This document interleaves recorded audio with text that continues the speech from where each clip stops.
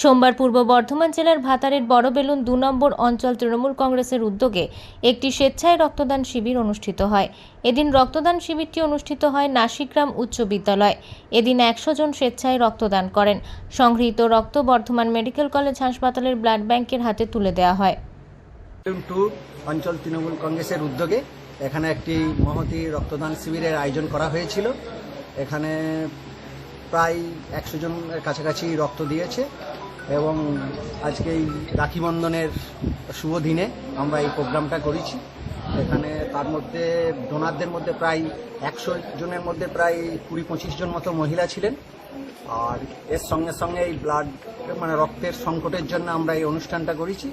আর তার সঙ্গে সঙ্গে বনসৃজনের জন্য আমরা একটি করে আমবৃক্ষের চারাও ডোনারদের হাতে তুলে দিয়েছি এবং আমাদের সমস্ত ডোনার এবং যারা এখানে উপস্থিত ছিলেন সকলের জন্য আমরা এখানে খাওয়া দাওয়ার ব্যবস্থা করেছিলাম দুপুরে। কে কে ছিলেন? এসছিলেন আমাদের প্রদেশ যুব কংগ্রেসের সহসভাপতি শান্তনু কুমার এবং আমাদের বিভিন্ন কর্মাধ্যক্ষ পঞ্চায়েত সমিতি, আমাদের এখানে প্রধান। এবং রাখি পূর্ণিমার দিন কি করছেন আজকে?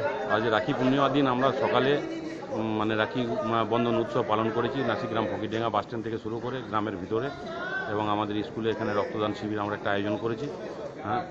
সেখানেও রাখি বন্ধন করা হয়েছে এবং ৭০ থেকে ৮০ জন ব্যক্তি রক্ত দিয়েছেন, এর মধ্যে মহিলারাও ছিলেন।